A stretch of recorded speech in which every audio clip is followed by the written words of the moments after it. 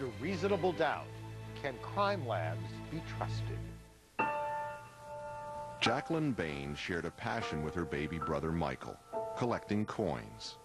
I think I was the one who maybe gave him his first coin. It was quite a shock for her when his collecting got him arrested for armed robbery and murder. It was like someone had hit me in the stomach. I couldn't believe it, because he had never been in trouble. The murder took place here on Main Street in South River, New Jersey. Michael Bain, who had no previous criminal record, was accused of the execution-style shooting of a coin dealer in order to steal $40,000 worth of rare coins. Police found the coins at the home of Bain's mother.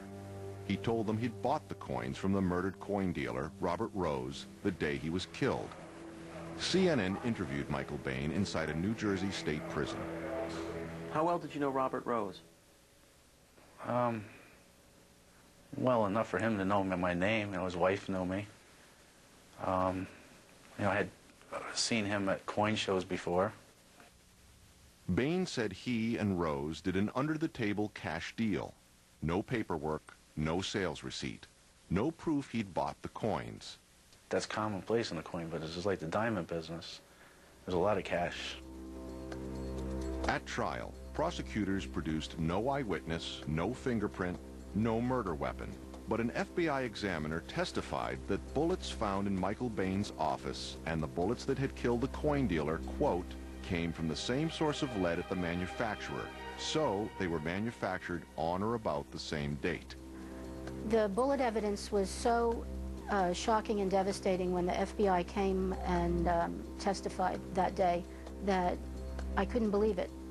When you're told that bullets could potentially match, there's nothing worse than that.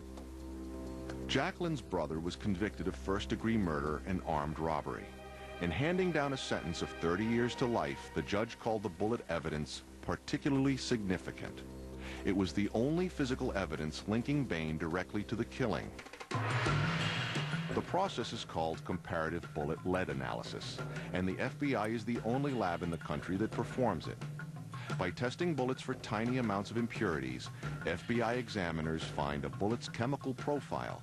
If the crime scene bullets and the suspect's bullets turn out to have identical profiles, it's a virtual match. The FBI has claimed in court to be able to link one bullet to others from the same production run, even from the same box.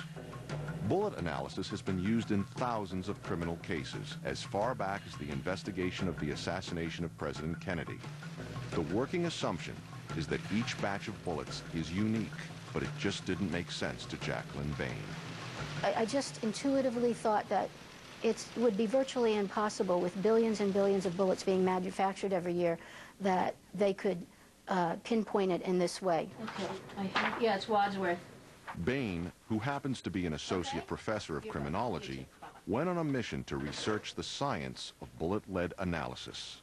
And I was very surprised to note that the peer review didn't really exist, that the well-documented journal research didn't exist for this topic. Very surprised. The few publications she found only raised more questions. Was it possible that there was no scientific foundation for the testimony that had convicted her brother? Bain needed somebody to test the FBI's science. Metallurgist Eric Randich was more than willing.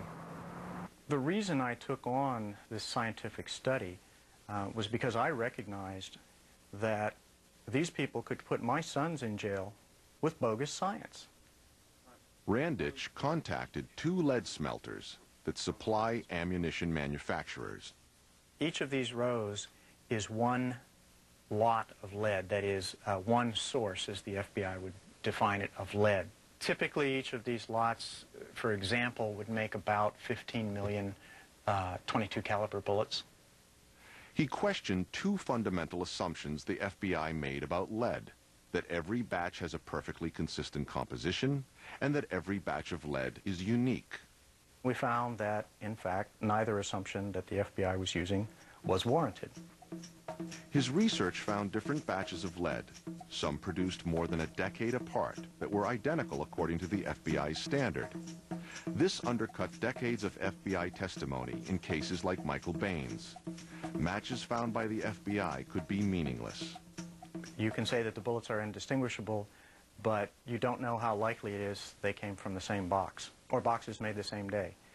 We just do not have enough information to know the probability.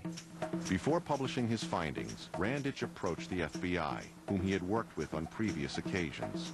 And I said, would you like to look at the data? And they said, no, we just have a difference of opinion. FBI experts continued to provide court testimony counter to Randich's research. For example, the FBI examiner who had testified in Michael Bain's trial told an Alaska jury, "We have looked at different sources of lead and never found two to be exactly the same." But more research continued to raise questions. Defense attorneys began a legal assault on bullet lead analysis. At the time, the FBI issued a statement saying it has been using these techniques for 20 years and is very confident that all of our methods are fully supported by scientific data. However, the FBI commissioned a study by the National Academy of Sciences. The Academy's findings, issued last year, were stunning. They cast serious doubt on the central premise of bullet lead analysis and appeared to contradict nearly 40 years of FBI testimony. The available data do not support any statement that a crime bullet came from or is likely to come from a particular box of ammunition. In response, the FBI stood by the usefulness of bullet lead analysis, which it said had continually withstood legal challenges in hundreds of cases. Bullet lead analysis is just one of many forensic techniques, like fingerprinting and hair analysis, that have recently come under suspicion. Experts tell CNN such evidence has actually evolved through intuition, anecdote, and human trial and error.